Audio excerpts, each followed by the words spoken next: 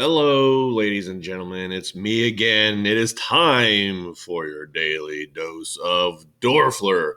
All right, so here we are going to discuss section 6 and 7 in today's video. I know it's kind of rare to get a video on a day like today, but you're going to get one just so we can keep on track for the rest of the year.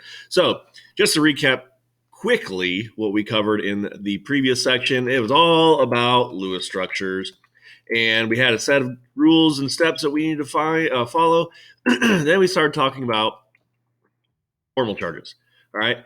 Now we discussed that formal charges is a way for us to determine what is actually the best structure for a compound. And so that's kind of where we left off. And so now what we're going to do is we're going to discuss what's called resonance structures. And then we're going to talk about there are certain things that we should know, exceptions, if you will, when it comes to doing this. Because there's always exceptions to everything that we learn, especially in this book. But hey, as long as we're learning the right stuff, that's all we really want to know, right? So let's get started and talk about resonance structures. Think about that word resonance or even resonate, okay? It kind of, if you think to be in terms of music, it kind of makes it go, the sound kind of go like this, kind of pulses a little bit, okay? So if we look at this example on the slide here of ozone, it's O3 is the chemical formula here. And so we've got 3 oxygens. These 2 oxygens are joined by one single bond. These 2 are joined by a double bond. But, all that's fine and dandy. That's how we would draw it normally. But what we have to think about is something like this, okay? We really looked at the structure using instruments, okay, using proper measurements. The observed structure of ozone does not simply fit this model because, first of all, both oxygen to oxygen bonds are the same length. So what they're saying is this bond is the same length as this bond. But in our discussion on multiple bonds, we were told that for each additional bond that we add between atoms, the distance between them grows shorter. So how is this going to hold up true? This single bond should be longer than this double bond, but through measurements, they're saying it's not. Also, it's saying that both of the outer oxygens have a charge of -1/2. Okay, well, how is that even possible?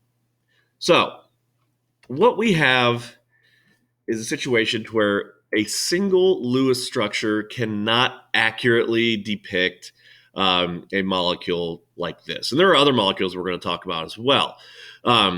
So instead of just having a single model or single structure for a particular molecule, we have to go and talk about resonance, okay? So if you look here, these are 2 resonance structures of ozone. Here's the one we first saw a few slides ago, where the double bond is here. But we can also draw the double bond over here and the single bond here. So we're kind of swapping locations of that double bond. And so we have multiple models that work and are all equal the same. So what is resonance? If we think about blending of colors, so, blue and blue and yellow come together and make green. If you remember the old Ziploc commercial, blue and yellow make green seal. Green is simply a synthesis of blue and yellow, okay? And what that is green has its own properties. Green has its own look, okay? It is far separate and different than just blue and yellow. It's its own deal. Ozone is a synthesis of these 2 structures that we see here. Well, this is new. I don't want that there. So it's a combination of those 2 structures, and they're kind of all happening at the same time, okay? So what's happening in this particular one, as well as the ozone, if we look at HCO2 here, the electrons that form the second CO double bond in the double bonds below here, they don't just sit there stagnant. They're not static. They're dynamic. They're constantly moving. And so those electrons that are making up these double bonds are constantly moving throughout these atoms right here. They're not really going to move to hydrogen per se, just for our sensibility. But between this carbon and this oxygen, the electrons that make up a double bond, they're moving. They're checking out their neighbors and saying, hey, buddy, how's it going? I'm going to come hang out with you a little bit. All right. And they're constantly doing that. And so electrons that are said to be static or in the same place are considered to be localized. Whereas these electrons in the double bonds here are delocalized, meaning they really don't have a home. They just go and hop, house to house saying, what's up? We have another compound, benzene. Okay, this is a very unique compound. Okay, so you see here, they call this what's a benzene ring. This is a compound that I used to have to investigate back in one of my years ago. My first job as an environmental scientist. It's a big component of gasoline. It's a very nasty component of gasoline in great enough quantities. And so it's something that really has to be monitored. Anyway, as we see here, benzene has two resonance structures where we see the double bonds are kind of alternating locations between the carbons here. And if we just shift those double bonds one space, we get its second resonance structure. And so it is kind of difficult to draw this structure constantly. Imagine trying to write a textbook or just draw it by hand to draw these resonance structures constantly. There's a lot going on. And so scientists and writers got smart. They said, let's find a symbol for it. And so what they did was, as you see, this is a hexagon. So they just kind of eliminated the hydrogen listings out here. They're still here. And as you progress through your chemical careers, you're going to notice that, or find out that when you take organic chemistry, that a lot of times when you see symbols like this, that it is understood that hydrogens especially are connected at these points. Okay, so when something is understood, you don't always have to continue to write it. And so we simply show the resonance of these two structures using a hexagon and placing these secondary lines here and here to indicate where the double bonds are located. But even that can get time consuming. So as kind of a last ditch effort, they said, you know what, let's even simplify this further. They took the hexagon and then drew a ring around it to indicate that this is a resonance structure for benzene. Advancement's always everywhere. So anyway, for this practice exercise, we're not going to do, because it says draw two equivalent resonance structures for the formate ion, which is HCO2 minus, which we see right here. But you want to make sure for this, as well as the ozone, that you pay careful attention to these resonance structures, okay? You might have to draw them. I can't promise anything, but you might have to come across them at some later point. All right, so that's resonance structures. Just basically saying that electrons can move around, reshape double bonds. If you notice, they're also reshaping them between identical atoms, okay? That's key. Okay, you can't just have them going all over the place and doing it with different ones, really, okay? It's got to be with the same atoms. As you see with ozone, it's all with oxygen. With formate, these oxygens, okay, they're going between these two oxygens. With benzene, it's between the carbons. So you see the point. Now, this is section 7 that we're getting into right now, and these are our exceptions to the octet rule. Now, as you were working through that worksheet on Lewis structures, you may have got to the backside. You're like, wait a second. I don't know how I can do this if we're going to have more than 8 on our central atom. And I said, for some of you who asked, I said, try it, because we are going to discuss it in a later section. And here we are. We're going to discuss why we have some Lewis structures that don't quite appear to be the norm. Okay? And so there are 3 main exceptions to the octet rule that we're going to discuss. The first one is ions or molecules with an odd number of electrons. Now, if you recall, every one of the Lewis structures that we have done thus far in class all have had an even number of electrons, okay? But there are some instances where we don't have that. And so we'll talk about that briefly. It's not as big as one that we typically come across. And so we'll just briefly mention it as an example here very soon. And then we'll go on to these next two where we have ions or molecules with less than an octet, or ions or molecules with more than 8 electrons. So we call that an expanded octet. So let's talk about the first one, odd number of electrons. Though we have situations that are relatively rare and pretty unstable, when you see something that is rare, there's a reason why. Stability, okay, or lack thereof. Again, I say it time and time again, a very common underlying theme throughout this entire year has been the stability of atoms and compounds, okay? If they're not stable, they don't like it, and they want to make sure that they can do anything they can to try to become stable. So we do, from time to time, have circumstances where we have molecules or ions that have an odd number of electrons, like we see here, NO, okay? And as you see here, we have nitrogen and oxygen, and we have essentially two resonance structures, if you will, where we have electrons kind of bouncing back between nitrogen and oxygen, okay? But this is a rare occasion, and so you may have to just deal with it, and you deal with it by drawing both examples, okay? Do you put the odd one on the nitrogen? Do you put the odd one on the oxygen? Well, you do both, okay? So if you ever come across this one, just make sure you draw both options for this. Next, again, I told you that was very brief for the first one. Next one is going to be when we have fewer than 8 electrons, okay? Which again, you would think that, that doesn't really kind of make sense. Everyone's really wanting to have 8 electrons, okay? Yeah, that's kind of the truth, but again, we have exceptions to a lot of things here. So if we look at this compound BF3, we have boron as the central atom and 3 fluorines on the outside. And we could draw this 3 different ways, okay? Where we could have a double bond on the top fluorine, a double bond on the left fluorine, or a double bond on the right fluorine, okay? But if we did this, if we followed that octet rule and gave boron a full octet, and then again, now that we know about formal charges, we want to check any Lewis structure with formal charges.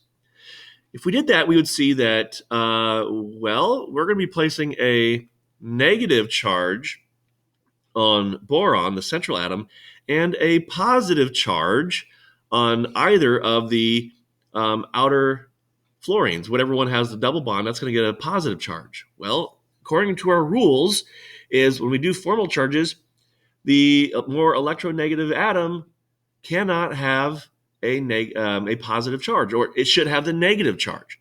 So it places a negative charge by filling that octet on the central boron and a positive on that fluorine.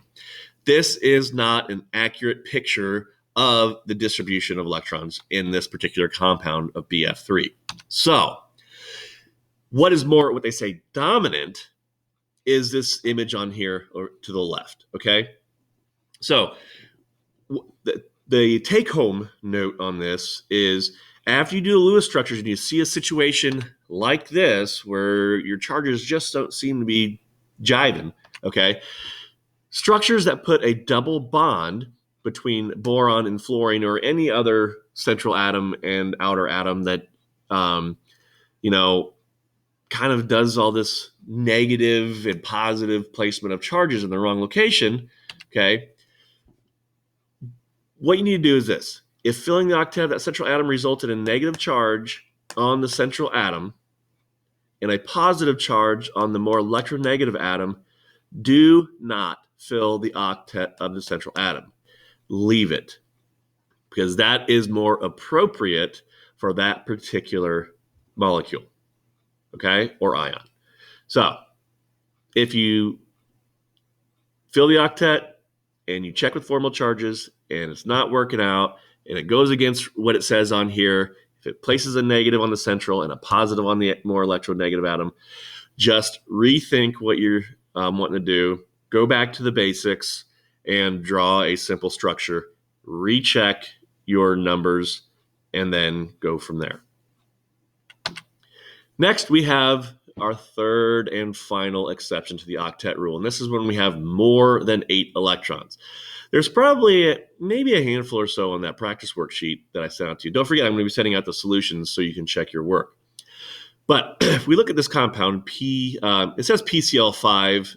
As you see, the image down here is PF5.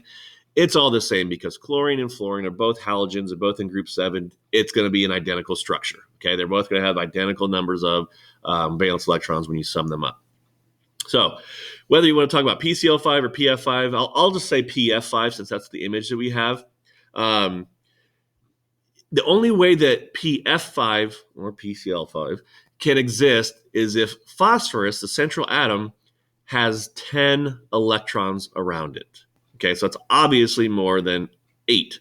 But what happens here is phosphorus is allowed to expand the octet of atoms because atoms or elements that are found in the third row of the periodic table. And I had it here. There we go. So atoms that are found in the third row or below the third row, they are allowed to expand. And it's presumed that when we are in the third row or below, we start to see the availability of the d orbitals participating in bonding. So it kind of gives another little storage unit, if you will, for electrons to go in and say, hey, I can go over here into the d orbital and I can still help you bond. I can still share over here. So again, it's presumably that's the case. So that's what we're going to roll with, okay? So here is that ion, the polyatomic ion or oxyanion that I talked about last week, phosphate. I said, remember this because this is going to come into play because what we're doing on the board may not exactly be correct, okay? And so if we look at phosphate and we draw it like we did here, this is the image on the left is how we drew it on the board, okay? If we draw it this way and we do our Lewis structures, here's what we get. Lewis structures, our formal charges. If we do our formal charges, we end up with a +1 on the central atom, okay? And then each of the oxygens on the outer part of the structure all have a negative sign. But go back to when we discussed formal charges. It stated that if we have an option to set up our Lewis structure that eliminates or minimizes charges on the compound or ion, do so. And so since phosphorus is in the third row, meaning we can expand the octet, if we go ahead and take, and this could be any of the oxygens here, if we go ahead and take a pair of those unpaired electrons and form a double bond, here's what happens. So let's say on this left oxygen, again, it could be any of the 4 oxygens. If we took an unpaired set of electrons and formed a double bond, as we see here.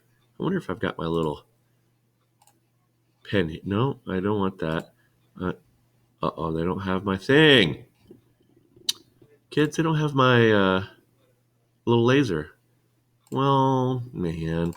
Sorry about that. Sidetrack there. So you'll just have to follow my arrow. So anyway, we take that unpaired set of electrons, make a double bond, and now we check our formal charges again. We find that doing so, we actually get a phosphorus with a formal charge of 0 and an oxygen with a formal charge of 0. So we've eliminated 2 charges by taking one of those pairs of unshared electrons and forming a double bond, expanding the octet of that central atom. So now it has 10 around it.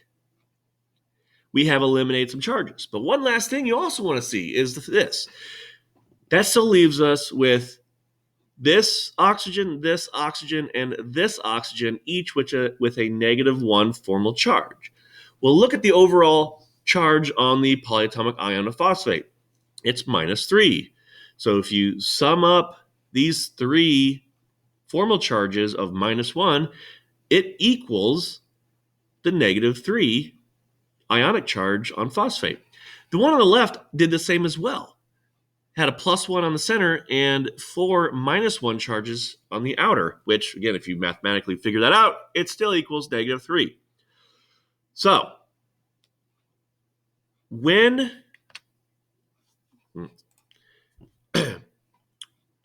doing a situation like this, when you have the ability to expand your octet, the take-home lesson is this. When the central atom is on the third row or below and expanding its octet eliminates some formal charges and still is going to, equal its ionic charge, or it's still equal it being neutral, do so. Okay? You're not going against the rules.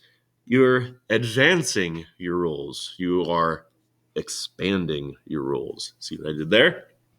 All right, so let's do a couple of questions, and then that's going to wrap up for today. So the practice exercise says, which of the following atoms is never found with more than an octet of valence electrons? We have sulfur, carbon, phosphorus, or bromine. Okay, so let's locate these. Okay, if you have your periodic table here, you've got sulfur here, you've got carbon here, you've got phosphorus here. I think you can see what I'm pointing at. Phosphorus here, and bromine right here. Okay, so we've located the four options here, but now we have to say, okay, what row are they in? Bromine is in row 4, sulfur and phosphorus is in row 3, and carbon is in row 2. So we need to say which one of these will not ever expand its octet. Well, if we think back to the rule of who can expand their octets, it's those that are in the third row or below. So that would mean that carbon, being in the second row, is unable to expand its octet and will never expand its octet. So carbon is your answer, for part A. Part B says, draw the Lewis structure of XeF2. Okay, XeF2. So write that down, and we are going to do this together. So XeF2. Let me dim this a little bit so you should be able to see it a little better. One interesting thing, as you locate these on the periodic table, you might say, okay, we've got F right here, it's a halogen, we've been dealing with that a lot. And we got Xe here. Oh, wait a second. Xe is a noble gas. Noble gases typically don't bond with anything, whether it be ionic or covalent. Well, since Xe is a pretty large atom, its size actually is going to allow for electrons to kind of sneak in and share some with other atoms. Okay, so that's kind of why xenon is kind of the, I'll help out. I'm a nice individual here. So anyway, let's do the Lewis structure here. Okay, so first thing, we're going to follow the same steps. We have to sum up the valence electrons. Xenon being in group 8, that noble gases, it has 8 valence electrons. Fluorine's in group 7, but there are 2 of them, so 2 times 7 is 14. So we have 22 electrons that we have to deal with. And then we have to look at determining who is our central atom here. Okay? So let's take a peek at that rule. Well, if you look at the trends of electronegativity, xenon really isn't, it's very low if it has any electronegativity. So xenon is going to be our central atom. So we connect our fluorines there. We've used 2 4 electrons, and we have 18 to deal with. So again, going with the same rules, we have to fill in the octets of the outer atoms. 2, 4, 6, 2, 4, 6. So I have used 12 electrons, leaving me with 6. So that would mean that I have to form the octet of the xenon. But again, I've got 6 left, and I've already got, 4 essentially placed upon that xenon. But watch this. If I go ahead and place those 6 remaining electrons here, I have expanded xenon's octet because it is below the 3rd row. And if I cover those 2 fluorines and I count my electrons, I've got 2, 4, 6, 8, 10. Got 10 electrons on there. But let's go ahead and do formal charges just for fun because that's a new thing. And so we've got valence electrons, we've got minus assigned electrons, and then we've got formal charge. Okay? So again, the valence electrons that are found for each one of these on the periodic table. For fluorine is 7. For xenon is 8. Oop, why did I put E? 8. And again, this is 7. Now let's count how many are assigned to this. We've got 1, 2, 3, 4, 5, 6, 7. And I'm going to actually move this. Formal. There we go. And I'm just going to draw this here so I keep my columns situated here. So that's 7. That 7 minus 7 is 0. Xenon has 1, 2, 3, 4, 5, 6, 7, 8 assigned to it. Also 0. And this fluorine's the same 1, 2, 3, 4, 5, 6, 7. There. So, even by expanding the octet, we still have appropriate formal charges of 0, which if you sum up zeros, well, you're going to get 0. This is a neutral compound, so everything matches up.